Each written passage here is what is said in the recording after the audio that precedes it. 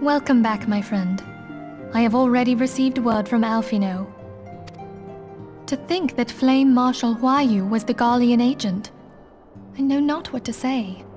Together with Reborn, Eileen lent us much-needed aid at the time of our Order's founding.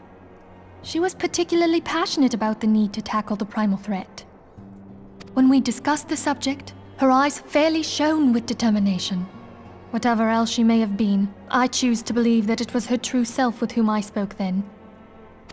But now is not the time to dwell on such matters. I have an important announcement to make regarding our effort to defeat the Ascians. We shall begin as soon as everyone is assembled.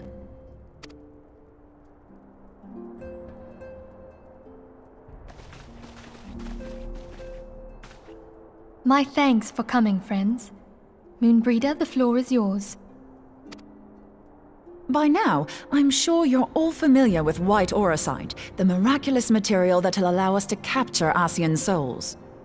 Back at Snowcloak, we verified its ability to absorb vast amounts of ether. Alas, it leaves something to be desired in the area of stability. The stone can only store ether for a short while before expelling its contents. In addition to auracite's inherent limitations, we must needs be wary of our enemy's strength. Our foe draweth upon an infinite wellspring of power. Even should we succeed in entrapping him, the stone will not long contain his wrath. Meaning that, if we want to kill the swine, we'll have to be quick about it. 'Tis our belief that an Ascian soul may be permanently undone, if smitten by a sufficiently concentrated burst of pure ether. The only trouble is, we can't say for sure how concentrated the burst needs to be. Without knowing how much ether an Ascian soul is composed of, we're basically guessing. Our sole clue lieth in thy struggle with La Habrea. During that encounter, Heidelin bid you forge what she called a Blade of Light, a weapon which took the form of a luminous stream of energy. Based on your description, we believe the blade with which you vanquished your foe was composed of ether. Admittedly, your victory proved ephemeral, as La Habrea was able to use a crystal of darkness to flee into the space that lies between our world and the void. The fact remains, however, that Heidelin placed the means to destroy the Ascians in your hands. Be that as it may, it would be unwise to assume that you will do the same when we next encounter such a foe. Quite so, my lady. We must needs find the means to forge our own blade of ether, one to equal that which Heidelin did benevolently bestow upon her champion. That is all well and good, but it seems to me that producing such a blade will require a prodigious quantity of ether. Whence will it come, pray tell? Oh, what if we had 2 pieces of white auracite? One to trap the Ascian, and the other to store the ether for the blade. Oh, nice try. But it's as I said, the stone won't hold ether for any length of time. We'd still need to collect the stuff there and then, sorry to say. And therein lies the rub.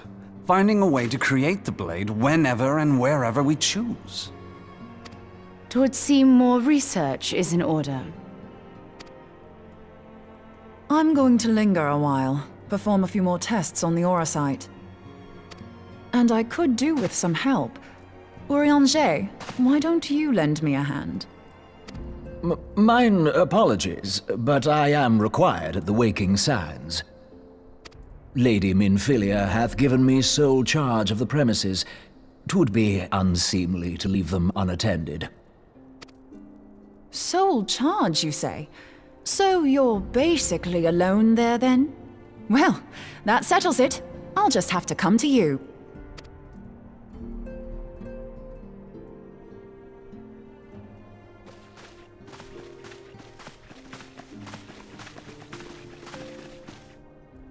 While you were afield, word arrived from the Sharlayan motherland. You will recall that a survey party was dispatched to investigate the incident at the Isle of Val. What they discovered was troubling, to say the least. According to the report, The Isle has been erased from existence. 'Twas as if a hole had been torn in the very fabric of reality. Aye, yet the mystery endeth not with the Isle's disappearance. It hath come to light that a number of scholars in various other locales were reported missing at a similar juncture. What's more, they all had something in common with the head of the students of Baldessian. Every last one of them was researching a phenomenon called dimensional compression, or the rejoining as the ancient texts call it. I'll be damned if that's a coincidence. All indications suggest Ascian involvement, but I sense that a force greater still is at work. The entity the Dark Beings call the One True God. We must pray that my dear friend Kryl regains consciousness soon. If she bore witness to the Isle of Val's final moments, she may be able to shed some light on this mystery.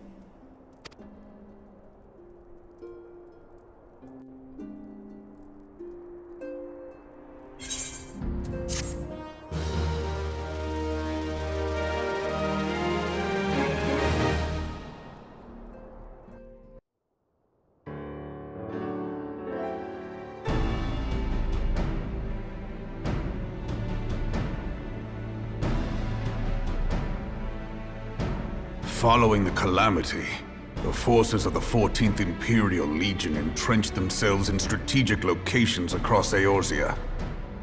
So swiftly did they accomplish this, it was suspected that they had received help. To think that it came from Huayu, my right hand. There is more. We have reason to believe that Huayu didn't deal exclusively with the 14th. She also answered to a higher authority in Garlemald. But this higher authority could not have been the Emperor. By consenting to the Media Project, Solus Zos Galvus showed himself to be more concerned about preventing the spread of primal influence than claiming Eorzea for the Empire. He would happily have seen the lot reduced to ash. We believe a number of high-ranking figures within the royal household were against the decision, but that they knew better than to oppose the Emperor openly. Of course, this didn't prevent them from making clandestine provisions, in which Huayu played a part. Alas, these provisions did not prevent Dalamud from falling, and the ensuing chaos changed the face of the realm forever. Yet Eorzea survived. To all intents and purposes, the Meteor Project had failed, and the Empire was left to rue its lack of a decisive means to eliminate the primals. Until, that is, it stumbled upon the Ultima weapon. Even before the accursed thing was dug up, it seemed to me the 14th had the might to overwhelm our weakened armies. Yet they chose to hide behind their walls. Why? The Black Wolf was wary of making the denizens of Eorzea desperate, lest more primals emerge to bleed the land. The discovery of the Ultima weapon, however, emboldened him to resume his war of conquest in earnest. But there was one in Garlemald who believed that Van Belsar's actions were premature. One who stood higher in the Imperial Army's chain of command. He ordered the Legatus to halt his advance, only to find that the Black Wolf had slipped its leash, and that the 14th now acted alone. In a bid to bring Van Belsar to heel, he used the agent he had planted in Ul'dah prior to the calamity to undermine the Legion's efforts. A man who outranks Van Belsar, yet opposed the late Emperor's decision to annihilate Eorzea. This could only be the former High Legatus of the Garlean army, now known as Emperor Varus Zos Galvus. So he was Huayu's true master. But one of several in actual fact. We've learned that even as Huayu served the Empire's interests, she sold Imperial secrets to a certain faction in Eorzea. In so doing, she helped to maintain the status quo, thus prolonging the conflict. Considering who stands to profit from war, it isn't hard to imagine who her other masters were. 7 hells! You mean to say that she was a double agent? Triple. if you consider her services to Van Belsar and the new Emperor as separate. As neatly as these pieces seem to fit, one aspect of the puzzle remains unclear to me. By whose will was the Marshal feeding intelligence to the heretics? And try as I might, I fail to see how aiding their cause would profit either her Imperial or Monetarist masters. Could it be that another hand is at work here? If so, why you must be made to reveal whose it is.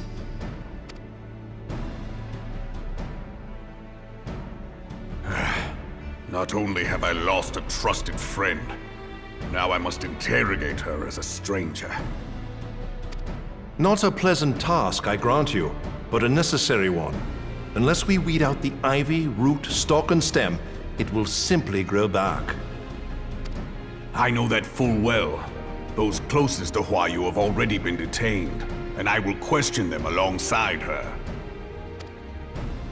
General, pray keep in mind that there may be unwitting abettors among them. All will be treated fairly. On that you have my word. Those who are innocent have no cause to fear. You have ever been a friend of truth, General. I hope the unpleasant task of weeding out falsehood will not detain you too long. Though it be for the sake of Eorzea, doubting one's comrades is poison to the soul. And with that, I take my leave.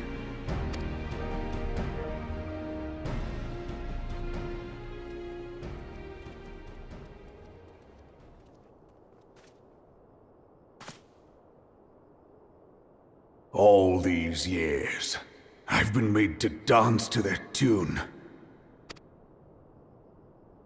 How could you, Huayu? How could you side with them? Those cankers who take from this land and give naught in return, who use their power to disempower and grow fat while the people starve. I know you can hear me, monetarist scum! Your crimes will not go unpunished! One day I will purge this land of your sickness! Before the eyes of the 12, I swear it!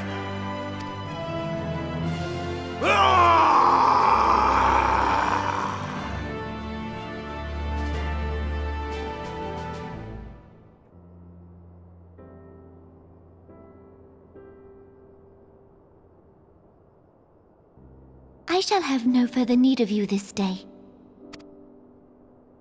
Your Grace.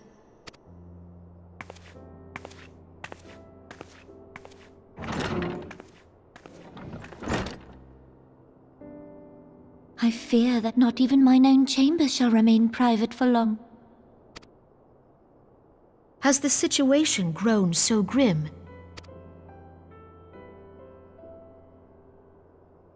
Ever since you proposed the Cartiner Reclamation Bill, Teleji Adeleji has risen to greater prominence upon the backs of impoverished refugees. The monetarists were ever united in their pursuit of profit, but the man's actions have torn a rift in their ranks. They snap at each other as rabid dogs. Yet now is not the time to be bickering among ourselves. If this bickering is a threat to law and order, might you not have grounds to dissolve the Syndicate? Would that the solution were so simple, Admiral.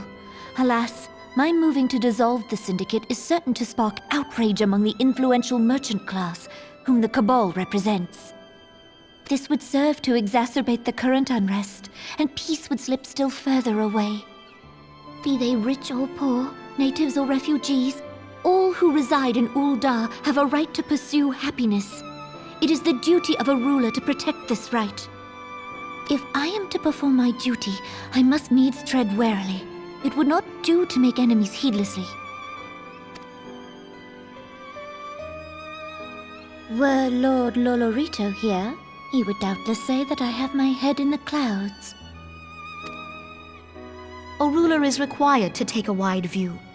Try as we might to cater to all needs, some will inevitably be overlooked. As such, there shall ever be citizens who feel aggrieved. It cannot be helped. But as you have informed us, the monetarists take no view but their own. They hunger for power while the masses starve. In the absence of a common cause, it seems beyond any one individual to make Uldar whole. And the presence of a Garlean agent within the Immortal Flames only makes matters worse. Even accounting for Uldar's historic reliance upon mercenaries, such a grievous breach of security is unprecedented. I fear this business will provide the monetarists with a rod to beat Rauban.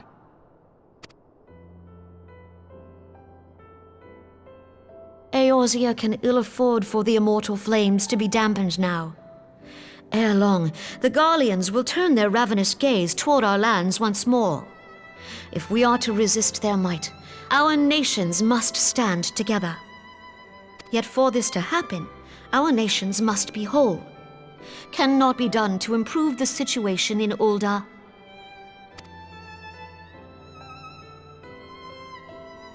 The true wealth of Uldar lies in the health, happiness, and hopes of her citizens.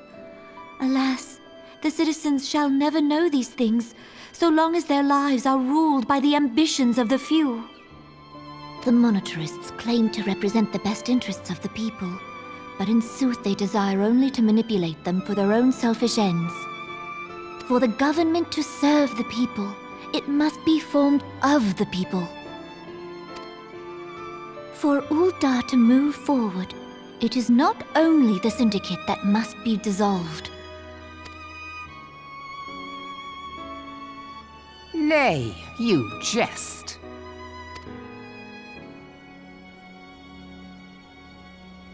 My friends, it was for no other reason than to make known to you mine intent that I requested your presence here. When I make my declaration to the people, chaos shall inevitably ensue. As the last monarch in the line of Ul, I make unto you this request. Help Reborn to preserve order and protect the people. Forsake them, and you forsake yourselves, for a strong Eorzea will ever have need of a strong Uldar.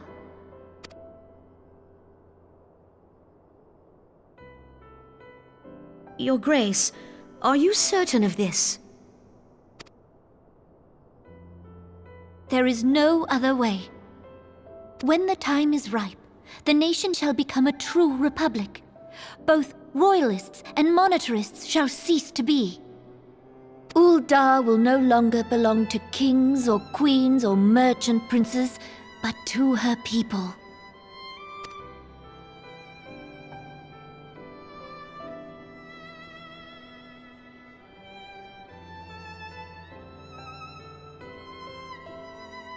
Reborn, forgive me for casting aside all that you have toiled for in my name.